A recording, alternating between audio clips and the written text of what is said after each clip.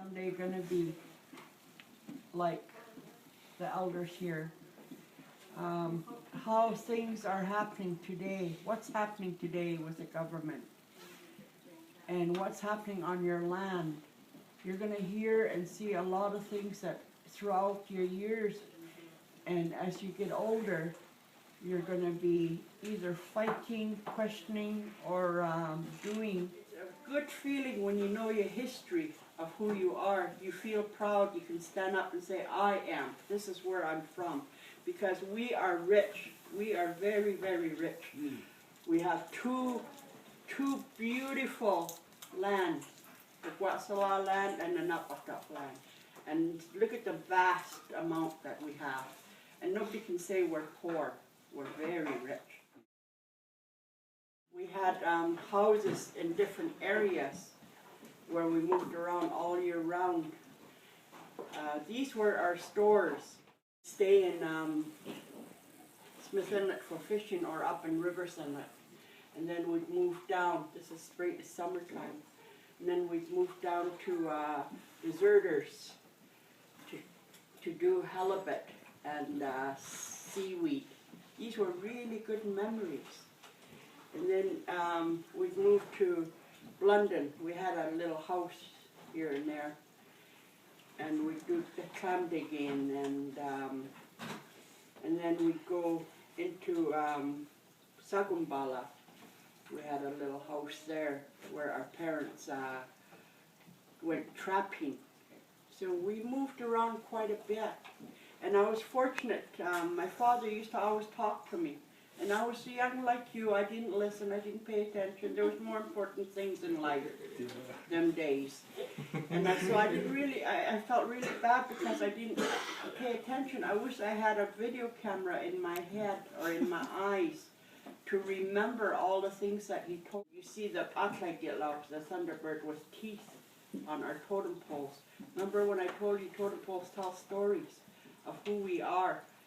And when you go to a totem pole and look at in each village, you see the totem poles, and you know who the people are behind the totem poles because it's telling you a story about those people or your family. So you know who you are when you go into a village. Way in here, I was fortunate to come here and take a speedboat up here. This is LUP. This is where our hamatsa story came from. And there's a big mountain behind there where the two young boys climbed the mountain when they went hunting. And that's where they seen LUP.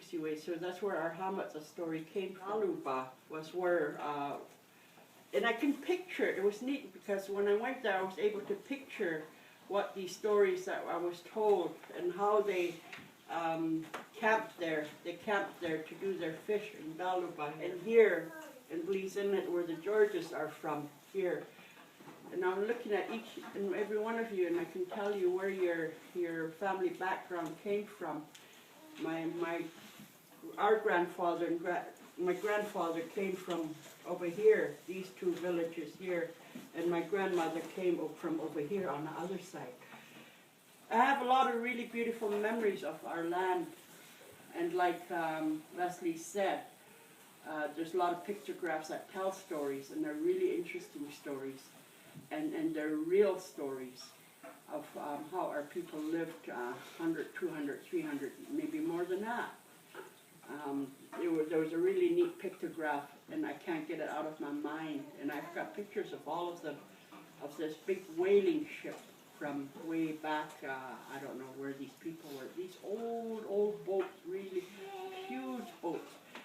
And our little canoes right beside it. The boat was really big, and the little canoes right beside it with men standing on it, and with spears ready to, and this big whale in front of the boat, and the man ready to, the Indian ready to spear it, and the one on the rocks dancing. It was really interesting.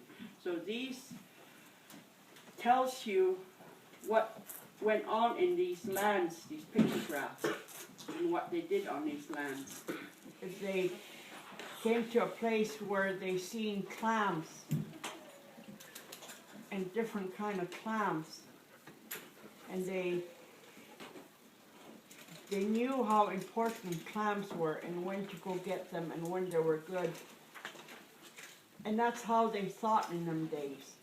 And that's where they made sure that, okay, this place is a really good place for clams. We don't want to lose the clams. We don't want to overdig clams. Dory used to always make sure that we never overdig clams, because if we overdug clams, that, you know, it won't come back again. So we left the little ones. They did, you know, and it's like that in a lot of things that we do. We don't kill the female deers because we want them to have more fawns. Survive, clams survive. Every little thing survives in their own way. And to get to know Mother Nature, get right down to Mother Nature and get to know Mother Nature. That's how you survive. That's how you figure out how you do things, how you can look after things all around you.